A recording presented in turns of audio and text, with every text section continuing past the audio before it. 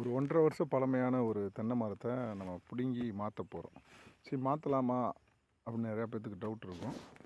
கண்டிப்பாக இந்த மாதிரி ஒரு பெரிய கண்டை நம்ம ஒரு இடத்துல வச்சுருப்போம், இல்லை அடப்பு கண்டு போட்டிருப்போம். பக்கத்தோடத்து வாங்கின பிறகு அந்த அடப்பு கண்டை பிடிங்கி அங்கே போட வேண்டியது சூழ்நிலை கூட வரும். இப்படி வரும் பட்சத்தில் கண்டிப்பாக இந்த மாதிரி கண்டுகளை பிடிங்கி மாற்றலாம். அப்படி மாற்றும் போது என்னென்னா, அதிகமான வெப்பம் இருக்கக்கூடாது. இன்றைக்கி வெதர் வந்து இங்கே வந்து ஒரு 25லேருந்து ஒரு 30 டிகிரிக்குள்ளே தான் இங்கே இருக்குது.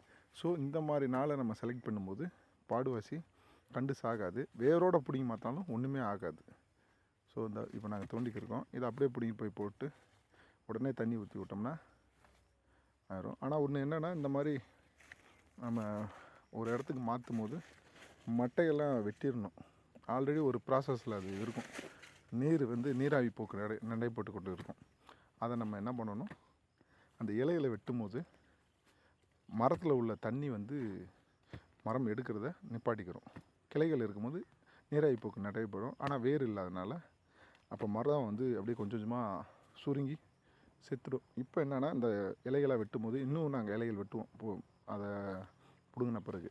ஸோ அந்த மாதிரி ஒரு 3 இலை மட்டும் விட்டுட்டு, அதாவது 3 தண்டு மட்டும் விட்டுட்டு நம்ம பூராத்தையும் வெட்டி வரும்போது மரம் வந்து 100% எந்த ஒரு டேமேஜ் இல்லாமல் பொழைச்சிக்கிடும்.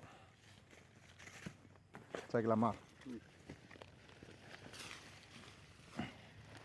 கீழே அடி வைப்போம், கீழே அடி தூரில் நான் பாதை அடிச்சேன் பாரு. அது மாதிரி